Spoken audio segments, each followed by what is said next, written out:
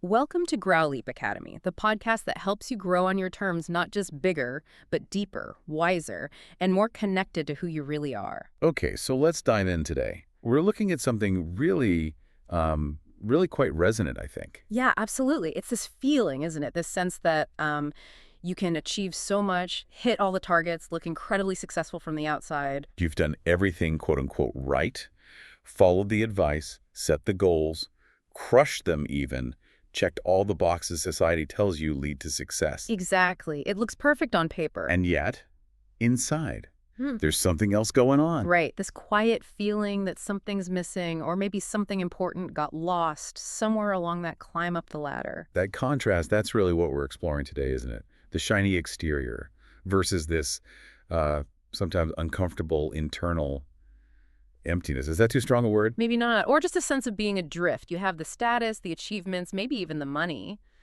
but you feel disconnected from yourself. It's a real paradox. It really is. And it forces us to confront a pretty challenging idea that came up in our research, that success built only on those external things. Especially if it costs you that connection to yourself. Right, that kind of success isn't just incomplete, it's fundamentally flawed. There was a phrase that stuck with me, just a prettier form of failure. Ooh, that lands hard, doesn't it? Reaching the summit, but the view feels hollow. Because you, the real you, isn't fully present to experience it. And that feeling, that hollowness, it's surprisingly common, especially for high achievers, people who've chased the promotions, the recognition, all the milestones they were told were important. They follow the map perfectly, step by step. But when they get to the X, marks the spot. Mm-hmm. There's no treasure chest of fulfillment waiting, just emptiness. Because hitting external targets didn't automatically deliver that internal peace they expected. And it's not something people tend to talk about openly, especially not while they're still climbing, still hustling. No, the dominant story is all about the grind, the sacrifice, optimizing performance. It's rarely about, how do you stay connected to your own truth while you're doing all that?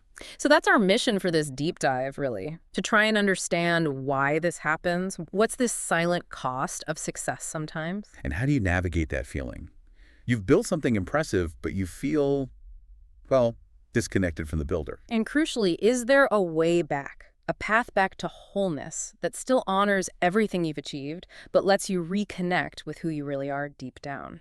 Because that's the core message that seems to be emerging, isn't it?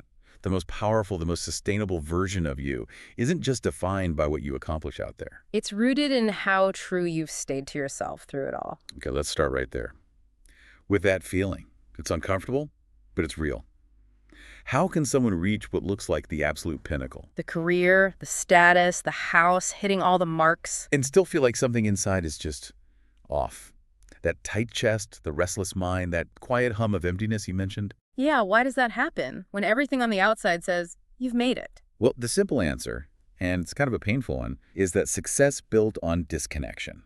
Success achieved by maybe unconsciously moving away from your authentic self. Where it ends up being a kind of silent suffering. It doesn't look like suffering from the outside, but that's what it feels like internally. And it's easy to miss because we're so focused on the externals, right? We celebrate the performance, the visible achievements. Exactly. You might be performing excellence brilliantly every single day, hitting the KPIs, exceeding targets, looking great on paper. But the distinction is key. Performing excellence isn't the same as experiencing fulfillment. No. And what happens is you start spending all your energy managing your image, your reputation, your external brand. Instead of tending to that vital relationship with your actual self, that inner connection just gets neglected, put on the back burner. And that's often when that little whisper starts inside, the one that says, I thought it would feel different than this. Yeah. That slow dawning awareness that this life, even though it's successful by external standards, doesn't quite feel like yours. Because if your main fuel is chasing external validation, the promotion, the likes, the admiration, checking off society's boxes. You can absolutely win that game. You can get the applause. But you risk losing touch with your own core, your inner compass, your center. And you start adopting roles, don't you? That's a big part of it. Definitely. You become the achiever, the provider, the leader, whatever it is. And these roles can become like masks. Masks that fit so well, you almost forget you're wearing them. You start to believe the mask is you. And that's where this inner split really happens. The authentic you, the part that knows what truly lights you up, what feels real, it doesn't vanish. No, it just gets quieter, retreats, becomes a silent observer watching you perform this life. And that distance, that silence from your own self, over time, it really starts to hurt. You feel it in strange ways, too, like feeling disconnected even during moments that should be joyful. Or feeling apathy where there used to be passion. A kind of dullness. And that restlessness, even when you're supposed to be resting.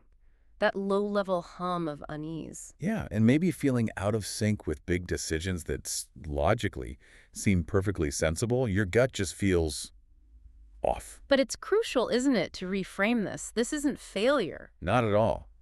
It's friction. It's the rubbing between the life you're living on the surface and that deeper truth you're maybe ignoring underneath. And if that friction goes on and on, it leads to this profound fatigue. Not just tired, need a weekend tired. It's that soul-deep exhaustion. the kind of vacation can't fix. Because it's coming from the constant strain of living slightly out of tune with yourself, day after day. But here's the important part.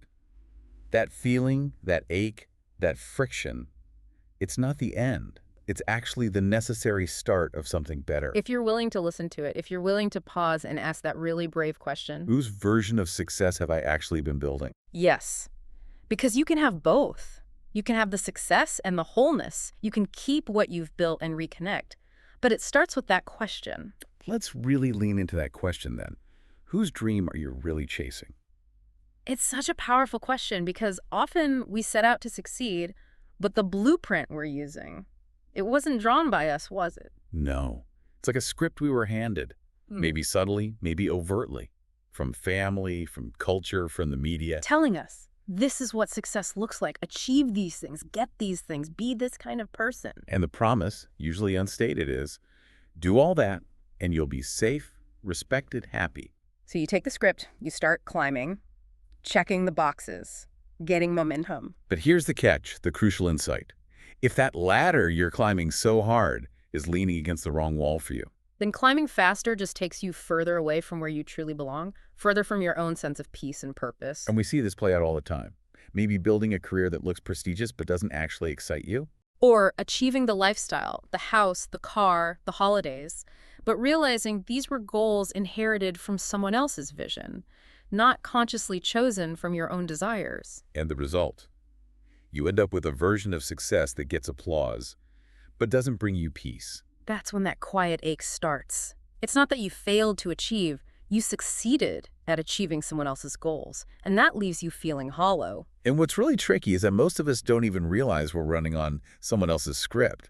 These expectations are often invisible. Yeah, they're baked so deeply into our identity we mistake them for our own truth, our own shoulds. You hear it in your own head, right? Those thoughts like, I should be further along by now. Or I need to keep proving I'm not falling behind my peers. If I slow down, I'll disappoint everyone. Success means being busy, productive, visible, all the time. These thoughts often aren't yours originally. They're installed, like software, by outside forces.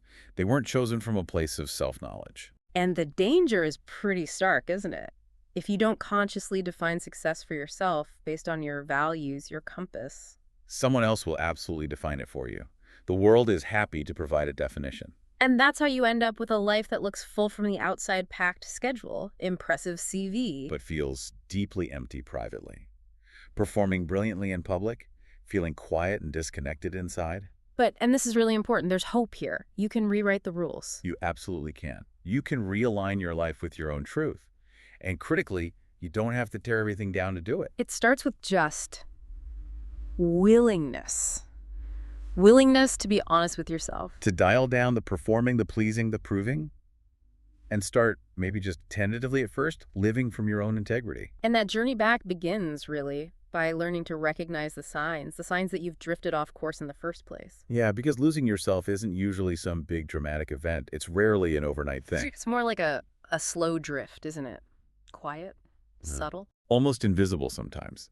Especially because you often still look like you have it all together on the outside. You're still functioning, still achieving. Which makes it really confusing and lonely because you're not in crisis, but something feels fundamentally off-center. Exactly, and that's where recognizing these signs becomes so crucial. They're like little breadcrumbs leading you back. Okay, so what are some of those signs? That low-level restlessness maybe, that feeling of emptiness that just lingers. Yeah, like you finish a busy, successful day, and instead of satisfaction, there's just this dull sense of, is this really it? Not despair, just flatness. And accomplishments start to feel flat too, right? You hit a big goal, get the promotion. And the excitement just fizzles out instantly. The wind doesn't land. Because maybe the motivation shifted from real joy or interest to just duty. Obligation. That's a big one. And who you start envying changes too, doesn't it? Oh, definitely. It's often not the person with more money or status anymore. It's the person who seems genuinely peaceful, Yeah. grounded, centered. You realize you crave that wholeness more than the next achievement. And feeling disconnected from your own voice. That's a tough one. Yeah, when someone asks you point blank, what do you really want? And you just freeze. You literally don't know how to answer anymore because life became about meeting external expectations, fulfilling the script. You stopped asking yourself. And the guilt around slowing down, craving stillness, space, rest. But feeling intensely guilty, almost panicked when you try to pause, that inner voice screaming, you'll fall behind, keep going. That guilt isn't about laziness, is it? It's a sign. It's a huge sign that your self-worth has gotten tangled up with your performance, your productivity, your visibility. It's so important to remember these aren't signs of failure. Absolutely not. They are clear, unmistakable signs of misalignment. Your life has drifted out of sync with your inner truth. And the good news is misalignment is fixable. It is, but it takes courage. The bravery to just look at these signs honestly and admit, okay, something isn't right here for me. Because the real danger isn't actually being lost. It's being lost and pretending you're not. Yes, maintaining that facade at all costs, even to yourself.